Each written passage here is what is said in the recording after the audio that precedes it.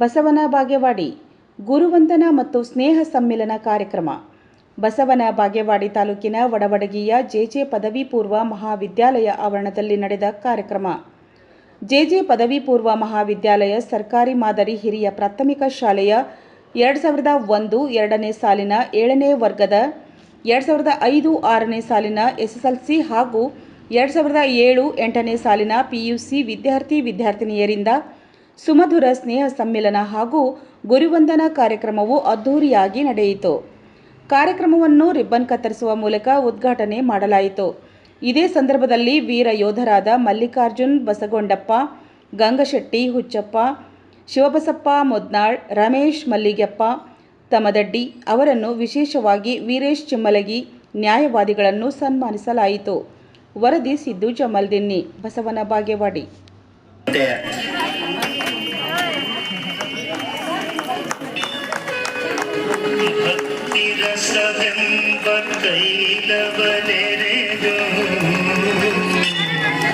ಎಲ್ಲರೂ ಜೋರಾದ ಚಪ್ಪಾಳೆಯೊಂದಿಗೆ ಕಾರ್ಯಕ್ರಮದ ಉದ್ಘಾಟನೆಗೆ ಸಾಕ್ಷಿ ಆಗಬೇಕಾಗಿ ವಿನಂತಿ ಮಾಡಿಕೊಳ್ತಾ ಇದ್ದೇನೆ.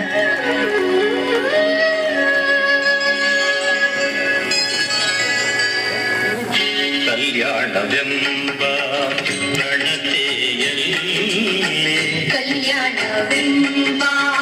ಪ್ರಣತೆಯಲ್ಲಿ ಭಕ್ತಿರಸವೆಂಬ ತೈಲವನೆರೆದು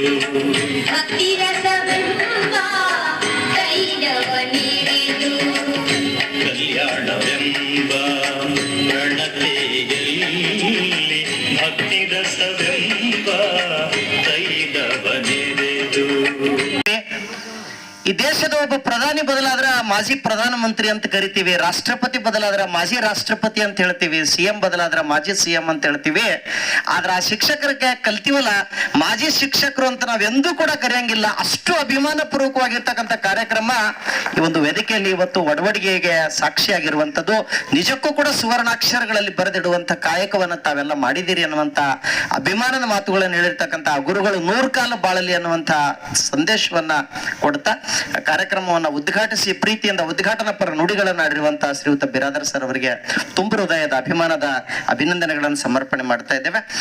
ಈ ಒಂದು ಕಾರ್ಯಕ್ರಮದ ಉದ್ಘಾಟನೆಯನ್ನು ನೆರವೇರಿಸಿರ್ತಕ್ಕಂಥ ಸನ್ಮಾನ್ಯ ಶ್ರೀ SB ಬಿರಾದರ್ ನಿವೃತ್ತ ಪ್ರಾಚಾರ್ಯರು ಹಾಗೂ ಕಾರ್ಯದರ್ಶಿಗಳು ಸಂಗಮೇಶ್ವರ ವಿದ್ಯಾವರ್ಧಕ ಸಂಘ ಇವರಿಗೆ ಶ್ರೀ ಸಂತೋಷ್ ಮಾಗಣಗೇರಿ ಅವರು ಹಾಗೂ ಮಲ್ಲು ಗಂಗಶೆಟ್ಟಿ ಸರ್ ಅವರು ದಯವಿಟ್ಟು ವೇದಿಕೆಗೆ ಆಗಮಿಸಿ ಗೌರವದ ಸನ್ಮಾನವನ್ನ ನೆರವೇರಿಸಬೇಕಾಗಿ ನಾನು ಶ್ರೀಯುತರಲ್ಲಿ ವಿನಂತಿ ಮಾಡ್ತಾ ಇದ್ದೇನೆ. ಇದೀಗ ಶ್ರೀ SB ಬಿರಾದರ್ ಸರ್ ಅವರಿಗೆ ವೇದಿಕೆಯಲ್ಲಿ ಗೌರವದ ಸನ್ಮಾನ.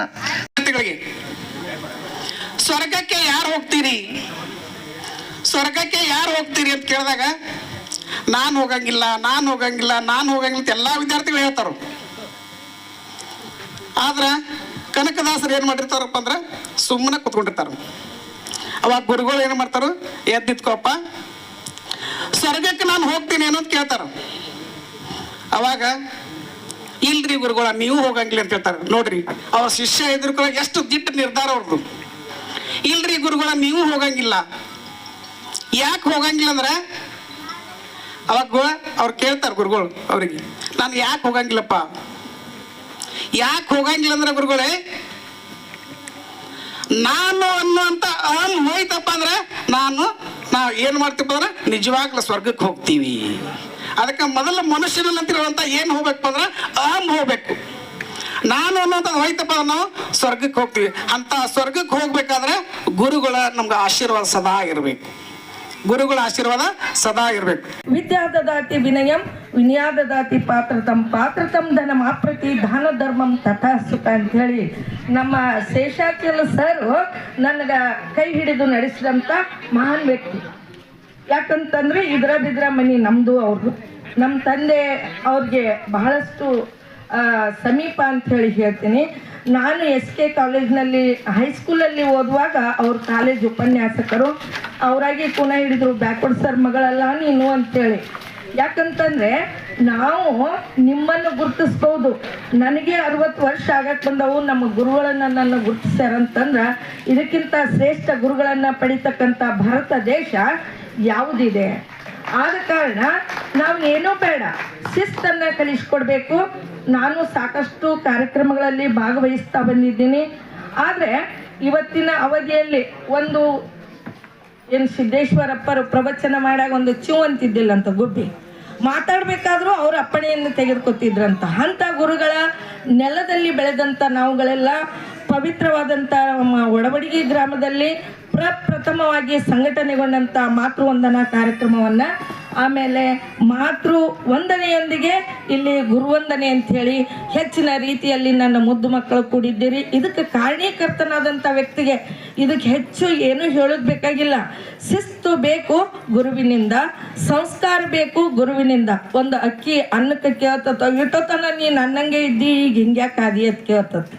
ಖಂಡಿತವಾಗಿ ಗೊತ್ತಿದೆ, ನಿಮ್ಮ ಶ್ರಮನೂ ಇದರೊಳಗಿದೆ, ನಿಮ್ಮ ಸಹಕಾರ ಕೂಡ ಇದರೊಳಗಿದೆ. ಯಾಕಂದ್ರೆ ಇವತ್ತಿನ ದಿವಸ ನಮ್ಮ ಕಾರ್ಯಕ್ರಮದಲ್ಲಿ ಅಧ್ಯಕ್ಷ ಸ್ಥಾನವನ್ನು ಅಲಂಕರಿಸಿರ್ತಕ್ಕಂಥ ಶ್ರೀ ಶೇಷಾಚಲ ಹವಾಲ್ದಾರ್ ಸಾಹೇಬರು ನನ್ನ ಆತ್ಮೀಯ ಸ್ನೇಹಿತರು, ಹಿರಿಯರು. ಅವರು ಇವತ್ತಿನ ದಿವಸ ಈ ಕಾರ್ಯಕ್ರಮಕ್ಕೆ ಅಧ್ಯಕ್ಷರಾಗಿ ಬಂದದ್ದು ಕೂಡ ನನ್ನ ಭಾಗ್ಯ ಅಂತ ಭಾವಿಸ್ತಾ ಇದ್ದೇನೆ. ಯಾಕಂದ್ರೆ ಅವರ ಸಾಹಿತ್ಯ ಸಾಮಾನ್ಯ ಅಲ್ಲ. ಒಂದೇ ಒಂದು ಉದಾಹರಣೆ ಹೇಳ್ತೀನಿ ಅವ್ರ ಬಗ್ಗೆ, ಜೀವನದಲ್ಲಿ ಆಗಿರ್ತಕ್ಕಂಥದ್ದು. ಸಹಜವಾಗಿ ನಾವು 4-5 ಜನ ಅವಳಿಗೆ ಯಾವ ಮಗ್ಗಲಿಂದ ತಿಂದ್ರೆ ರುಚಿ ಇರ್ತದೆ ಹೇಳ್ರಿ? ಯಾವ ಮಗ್ಗಲಿಂದ ತಿನ್ನೋದು? ಕಲ್ಸಕ್ರೆ ಯಾವ ಮಗ್ಗಲಿಂದ ಕಡಿದ್ರೆ ರುಚಿ ಇರ್ತದೆ? ಎಲ್ಲನೂ ಅಷ್ಟೇ. ಹಾಗಾಗಿ ಈ ಕಾರ್ಯಕ್ರಮದ ಕುರಿತಾಗಿ ನಾನು ಯಾವ ಮಗ್ಗಲಿಂದ ಮಾತಾಡಬೇಕು ಅನ್ನೋದು ಈಗ ಸ್ವಲ್ಪ ಗೊಂದಲಕ್ಕೊಳಗಾದೆ. ಅದು ಎಲ್ಲನೂ ಸಮರ್ಪಕ ಆಗಿದೆ.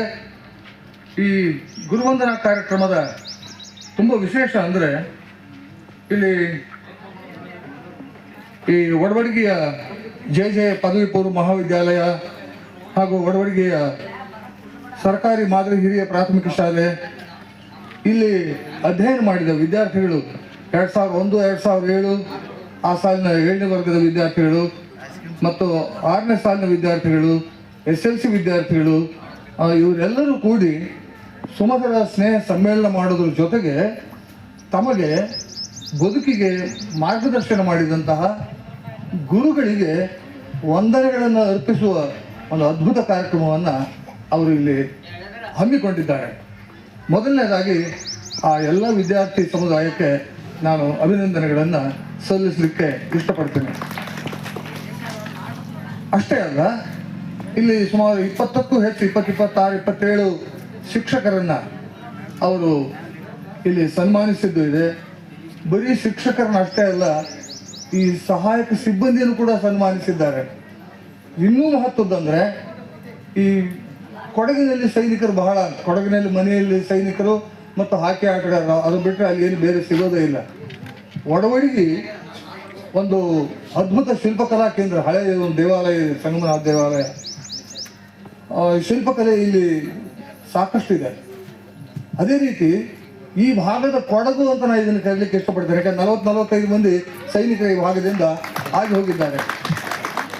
ಅಂದರೆ ಹೀಗೆ ಒಂದು ನೆಲಕ್ಕೆ ಏನೇನು ಇರಬಹುದು ಅದಕ್ಕೆ ಅದರದೇ ಆದ ಒಂದು ಸೊಗಡು ಇರ್ತದೆ, ಒಂದು ಮಹತ್ವ ಇರ್ತದೆ, ಒಂದು ಮೌಲ್ಯ ಇರ್ತದೆ.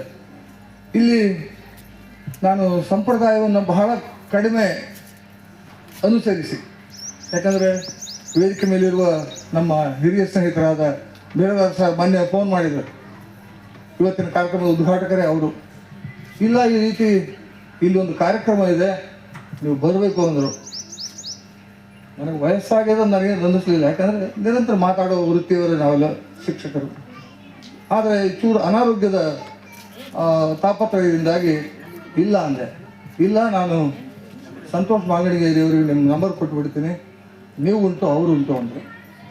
ಸಂತೋಷ್ ಮಾಗಣಿಗೇರಿ ನನ್ನನ್ನು ಸಂಕಟದಲ್ಲಿ ಸಿಲುಕಿಸಿದರು. ಇಲ್ಲ, ನೀವು ಬರಲೇಬೇಕು ಅಂತೇಳಿ. ಆ ಕಾರಣದಿಂದಾಗಿ ನಾನು ಇಲ್ಲಿಗೆ ಬಂದು ತಮ್ಮ ಎದುರಿಗೆ ನಿಂತಿದ್ದೇನೆ. ನನ್ನ 2 ಅನಿಸಿಕೆಗಳನ್ನು ಹಂಚಿಕೊಳ್ಳೋದಿದ್ದೇನೆ. ಇಲ್ಲಿ ವೇದಿಕೆ ಮೇಲೆ ಸಾಕಷ್ಟು ಮಂದಿ ನನ್ನ ಕಿರಿಯ ಸ್ನೇಹಿತರು ಎಲ್ಲರೂ ಇದ್ದಾರೆ, ಒಳ್ಳೊಳ್ಳೆ ಮಾತುಗಾರರಿದ್ದಾರೆ, ಮಕ್ಕಳನ್ನು ತಿದ್ದಿ ತೀಡಿ ಅವರ ಬದುಕನ್ನು ರೂಪಿಸಿದವರಿದ್ದಾರೆ. ಶಿಕ್ಷಕರು ಅಂದರೆ ಅವರು ಕಗ್ಗಲ್ಲನ್ನು ಮೂರ್ತಿಯನ್ನಾಗಿ ರೂಪಿಸಿಕೊಡುವಂಥವ್ರು. ಅಂತಹ ಶಿಕ್ಷಕ ಸಮುದಾಯವನ್ನು ಸನ್ಮಾನಿಸುವ, ಅವರಿಗೆ ಅಭಿನಂದಿಸುವ ಕಾರ್ಯಕ್ರಮವನ್ನು ನೀವೆಲ್ಲ ಮಾಡಿದ್ದೀರಿ. ಈ ಸಲಹೆ ಹೇಳುವಷ್ಟು ದೊಡ್ಡ ಮನುಷ್ಯ ನಾನಲ್ಲ. ಆದ್ರೂ ಆರಂಭದಲ್ಲಿಯೇ ಒಂದು ವಿಷಯವನ್ನು ನಿಮಗೆ ವಿಷದಪಡಿಸಿಬಿಡ್ತೇನೆ. ಅದಂದರೆ ಈ ಗುರುಗಳು ಅಂದರೆ ಎಂಥವರು. ಈ ಗುರುಗಳ ಆಶೀರ್ವಾದದಿಂದಲೇ ಈ ಶಾಲೆ ನಡೀತಾ ಇದೆ ಅನ್ನೋದು ನಿಮಗೆಲ್ಲ ಗೊತ್ತೇ ಇದೆ.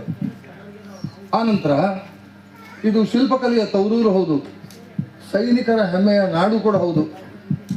ಇಲ್ಲಿ ಗುರುಗಳಿಲ್ಲ ಅಂದರೆ ಏನು ನಡೆಯೋದಿಲ್ಲೇನು. ಚಂದ್ರಗುಪ್ತ ಮೌರ್ಯ ಅನ್ನೋ ಒಬ್ಬ ಸಾಮ್ರಾಟ ಆಗೋ ಮುಂಚೆ ಅವನಿಗೆ ಮಾರ್ಗದರ್ಶನ ಮಾಡಿದ್ದೆ ಚಾಣಕ್ಯ ಎನ್ನುವ ಒಬ್ಬ ಗುರು. ಆತ ತಕ್ಷಶಿಲೆಯಲ್ಲಿ ಗುರುವಾಗಿದ್ದ. ಅಂದರೆ ಒಬ್ಬ ವ್ಯಕ್ತಿ ಮನಸ್ಸು ಮಾಡಿದರೆ ಒಂದು ಸಾಮ್ರಾಜ್ಯವನ್ನು ಕಟ್ಟಬಲ್ಲ ತಾಕತ್ತು ಆತನ ನುಡಿಗಳಲ್ಲಿರ್ತದೆ, ಆತನ ಕ್ರಿಯಾಶಕ್ತಿಯಲ್ಲಿರ್ತದೆ. ಅಂಥದ್ದೊಂದನ್ನು ಚಾಣಕ್ಯ ಮಾಡಿ ತೋರಿಸಿದ. ವಿದೇಶಿಯರನ್ನು ಹೊಡೆದೋಡಿಸಿದ ಮೊಟ್ಟ ಮೊದಲ ಚಕ್ರವರ್ತಿಗಳು ಯಾರು ಅಂದರೆ ಅದು ಮೌರ್ಯರದ್ದು. ಇನ್ನು ವಿಜಯನಗರ ಸಾಮ್ರಾಜ್ಯ ಪ್ರಾರಂಭ ಆಗುವಾಗ ಅದಕ್ಕೆ ಮಾರ್ಗದರ್ಶನ ಮಾಡಿದವರು ಶೃಂಗೇರಿಯ ವಿದ್ಯಾರಣ್ಯ ಗುರುಗಳು ಅಂತಲೂ ನಿಮಗೆಲ್ಲ